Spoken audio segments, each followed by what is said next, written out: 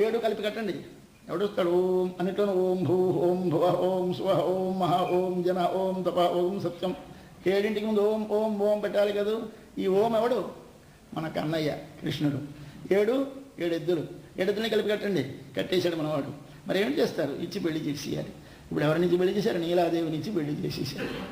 పెళ్లి చేసేస్తే స్వామి ఆమెతో విలాసంగా ఉంటాడు, ఎక్కడా ఉండడు, ఆవిడింట్లోనే ఉంటాడు. ఆవిడ హృదయమందు అలా వసించడం అంటే ఆయనకి ఎక్కువ ప్రీతి. ఆ హృదయంలో ఉంటే ఒళ్ళు తెలియని నిద్ర పట్టేస్తుంది ఆయనకి. ఎందుచేత అక్కడ చాలా హాయిగా ఉంటుంది. అక్కడ ఆ నిద్ర పట్టేస్తే అప్పుడు లేపాలి. ఎవరిని లేపాలి? పడుకున్న కృష్ణుణ్ణి. ఎక్కడ పడుకున్నాడు? నీలాదేవితో కలిసి పడుకున్నాడు. ఆయన్ని లేపుదాం ఇవాడ. ఆయన్ని లేపకండే తుంటరి వాడు రాడు. మన ముందు నీలాదేవిని లేపుదాం.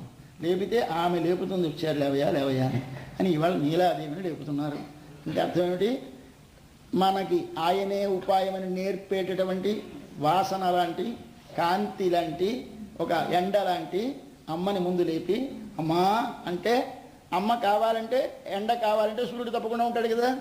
కాబట్టి కాంతి కావాలంటే మణి పెట్టుకుంటే మణి ఉంటుంది కదా. వాసన కావాలంటే పువ్వు ఉండక తప్పదు కదా. ఇక్కడ పువ్వు లేని వాసన ఉండదు, వాసన లేని పువ్వు మనకు అక్కర్లేదు. అయితే మీ ఉపన్యాసంలో మనకు తేలింది ఏమిటంటే దేవుడు అక్కర్లేదు, అమ్మవారే కావాలి అని తేలిందండి అన్నారు కొంతమంది. పొరపాటయ్యా. ఒక మంచి వజ్రం విలువ తెలిసిన వాడు ఇది ₹1,00,00,000 అన్నాడు.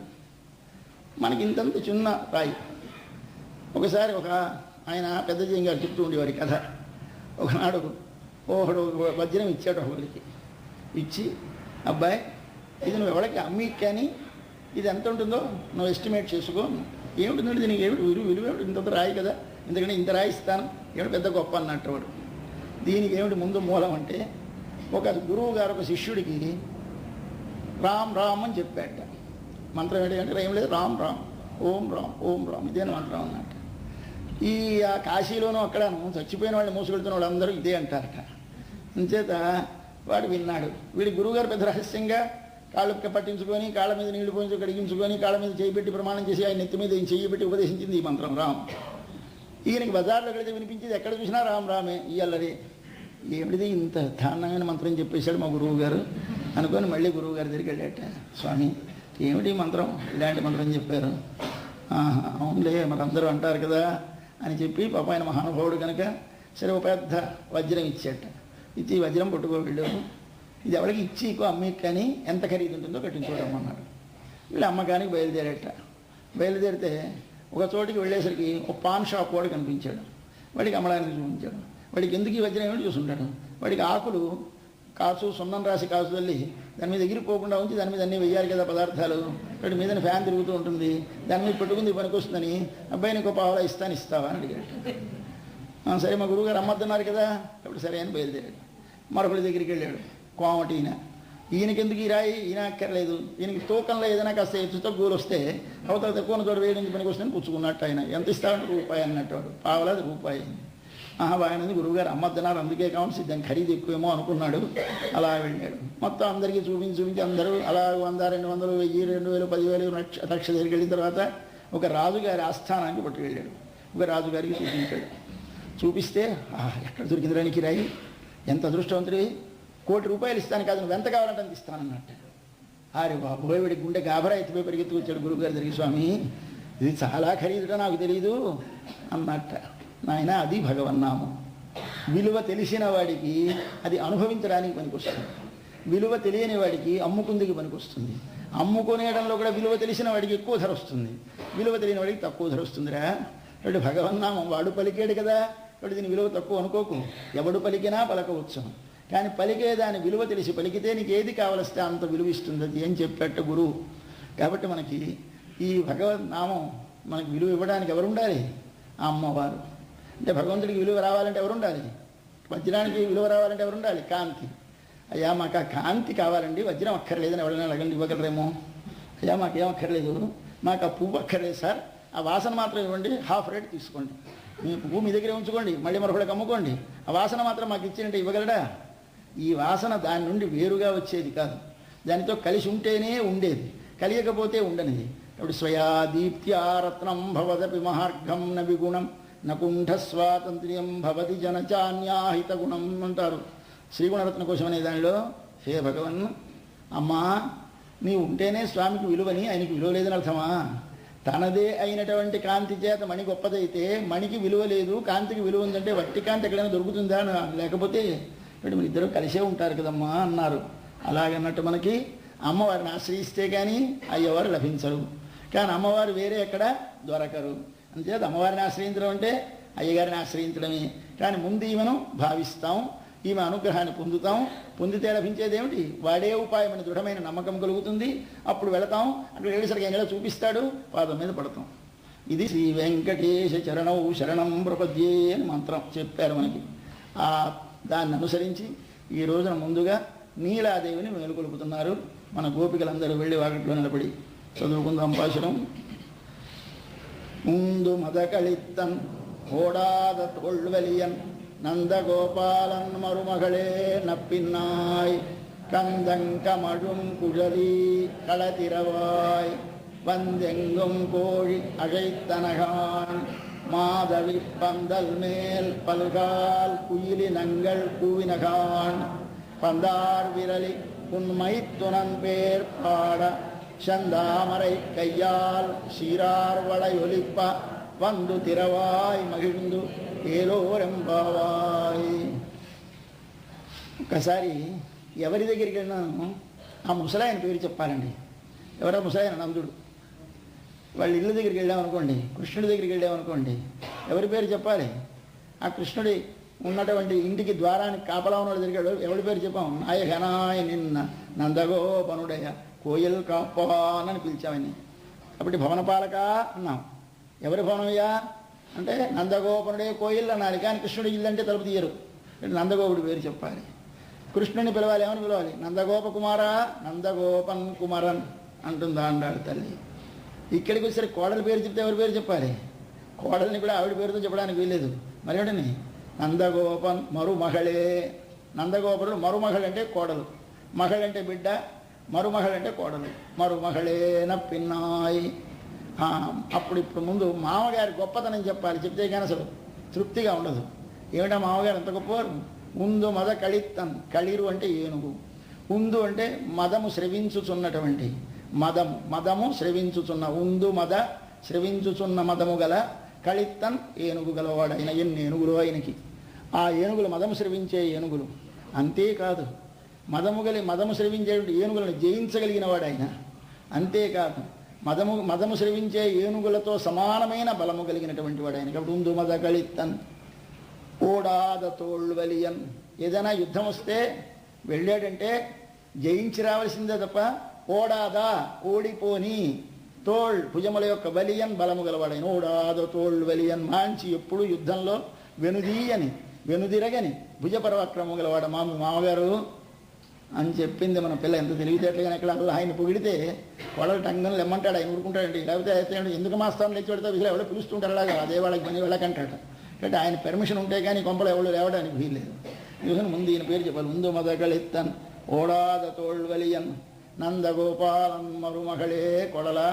ఆవిడ పేరేమిటి? నప్పిన్నాయ్. నప్పిన్నా అని పిలిచారు. బాగుంది.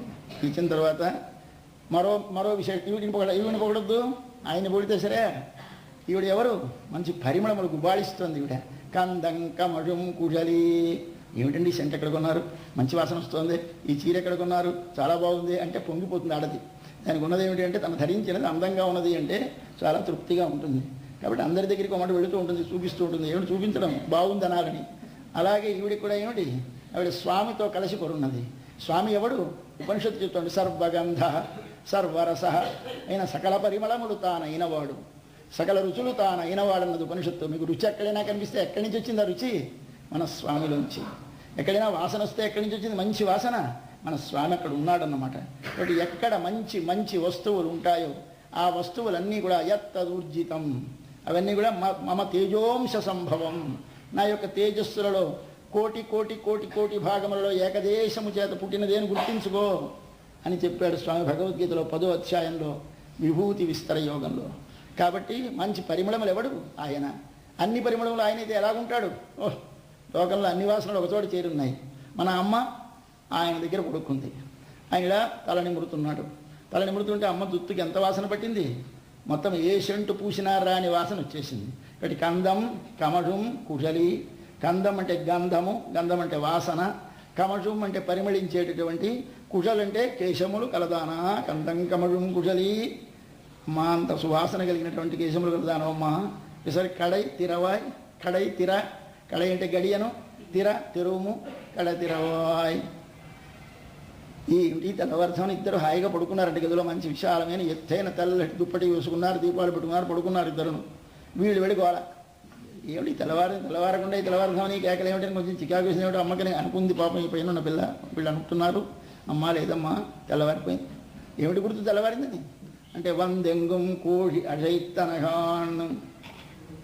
వందు వచ్చి, ఎంగుం అంతటా, కోడి కోడి, అజైత్తన కూయిస్తున్నది. ఓ కోళ్ళు వచ్చి అరుస్తున్నాయమ్మా అన్నా. అంటే ఇందులో వచ్చి అని ఎందుకన్నది అంటే కోడి ఒక అర్ధరాత్రి వేళ అప్పుడు పడుకుంటుంది. రాత్రి ఒక అర్ధరాత్రి 12 గంటల మధ్యలో ఇట్టించడు తిరిగినప్పుడు ఉప్పు అంటుంది, ఒకటి అరుస్తుంది. కానీ ఆ అరుపు తెల్లవారడానికి సూచన కాదు. ఎప్పుడు తెల్లవారడం బాగా అవుతూ ఉంటే అప్పుడు కోడి పడుకోదండి, లేచి చెంగుని ఎక్కడికో ఆ గోడ మీదకో ఈ గోడ మీదకో వస్తుంది. కాబట్టి వందు వచ్చి అంటే తన పరున్న చోటి నుండి కదిలింది అంటే కోడి లేచిపోయింది అని అర్థం. కాబట్టి వందు వచ్చి, ఎంగుం ఎక్కడ అలా ఉన్న పట్టులోనే కూస్తోందా? లేదు. ఎంగుం అంతటా కోడి అజైత్తన కూయిస్తున్నది అంటే బాగా తెల్లవారిపోయింది. ఇది కోడి కూత మనకి తెల్లవారుజాము గుర్తు. మిగిలిన పక్షులన్నిటికంటే ఏమో నమ్మకం లేదు, కానీ కోడి కూసిందంటే మనకు పల్లెటూళ్ళలో చెప్పారు కోడి కూస్తుందిరా, కోడి కూస్తుందంటే పెద్ద అల్లరి. ఏమిటి కోడి కూస్తే ఇంకా పడుకున్నావా అని. కాబట్టి కోడి కూసిందని ఇవ్వరు. కాబట్టి ఆ కోడి కూత ప్రధానం అని చెప్పింది మొదటి గుర్తు ఈ పై పిల్లలు. ఇంకైతే ఈ మన ఊళ్ళో కోళ్ళకి ఏమిటి అస్తవానం కూస్తూనే ఉంటాయి, తెల్లవారులో అరుస్తూనే ఉంటాయి కోళ్ళు. కాబట్టి అరవడం పెద్ద ప్రమాణం కాదంట. అదేమో అని మళ్ళీ భయం వేసి ఒక్కో కోకిలలు వచ్చాయి చూడు. నీ ఇంటి వాకిట ముంగిటిలో వేసినటువంటి ఒక పెద్ద పందిరి ఉంది, మాధవి పందిర. ఓ పందిర వేసి దాని మీద మాధవి లత ఎక్కించారు. ఆ మాధవి పందిర మంచి సువాసనలతో నిండినటువంటి పువ్వులు సాయంకాలం విప్పారుస్తుంది. ఆ లత మీదకి వచ్చింది కోకిల. ఒక కోకిల కాదు, కోకిలల గుంపులు వచ్చేసాయి. మొత్తం ఆ పందిరంతా నిండిపోయినాయి. మాధవి పందల్ మేల్. మాధవి పందిరి మీద, పందల్ అంటే పందిర, మాధవి అంటే మాధవి. ఒత్తకండి మాధవి అంటే మాధవి లత, పందల్ అంటే పందిరి, మాధవి పందల్ మేల్ అంటే పైని వచ్చేమని చూసిన కుయ్యిలి నంగల్. కుయ్యిలు అంటే కోకిలలు, ఇనం అంటే గుంపులుగా కోకిలలు చూడమ్మా నీ పందిరి నిండా కూయిన. అవన్నీ ఏమిటి చూసినాయి? కుయ్యిలి నంగల్ కూయినగాన్. కూయిస్తున్నవి కదా అమ్మా. తెల్లవారకపోతే కోకిళ్ళు ఎంత వచ్చి అరుస్తాయా? అదిగో తెల్లవారిందని కోకిలల అరుపు మరో గుర్తు చెప్పింది. కోడి కూత మొదట చెప్పింది, కోకిళ్ళ అరుపు తరువాత చెప్పింది. వాటికి అర్థమైన తర్వాత మనం చేస్తాను. గుర్తులు జ్ఞాపకం పెట్టుకోండి. తెల్లవారుసామైందని మనకి ఎప్పుడు మన చెవిని కోటి కూత పడితే తెల్లవారిపోతాం. కోకిలు అరిస్తే మరి తప్పదు, లేచిపోవాల్సిందే. ఇప్పుడు కుయ్యిల నంగళ్ళు కుయ్యినహాన్. ఏమి చెప్పినా లేవదేమిటని చిన్న కన్న ఉంది అక్కడ. దాని నుంచి ఇలా చూశారు మన పిల్లల లోపలికి. చూసేసరికి స్వామి ఆమె ఒక ఏకశయ్యాగతులై ఉన్నారు. ఒక ప్రక్క స్వామి ఉన్నాడు, ఒక ప్రక్క అమ్మ పడుకుంది. అమ్మ ఒక చేతితో స్వామి ఇలా మీద వేసి పట్టుకుంది, ఒక చేతితోటేమో బంతి పట్టుకుంది. ఓ చేతితో బంతి పట్టుకొని ఓ చేతితో స్వామిని కౌగిలించుకొని పడుకుందిట మంచం మీద. పందార్ విరలి. పందు అంటే బంతి, ఆర్ అంటే నిండిన, విర్రలు అంటే వ్రేలు. మనం వ్రేలు అంటాం, వాళ్ళు విర్రలు అంటారు. పందు ఆర్ విరలి, పందార్ విరలి. బంతి చేతి నిండా పట్టుకున్న వేళ్ళు కలిగినటువంటి తల్లి మనకు పిలిచారు. ఇందాక కేశములు చెప్పారు, ఇప్పుడు వ్రేళ్ళు చెప్పారు. పందారు విరలి లేవమా. ఉన్మైత్తునన్ పేర్పాడా. ఉన్మైత్తునన్. మైత్తున అంటే మేనమామ కొడుకు, మేనత్త కొడుకు. మేనత్త కొడుకు అంటే బావమరిది. కాబట్టి బావ అన్నమాట మైత్తున అంటే.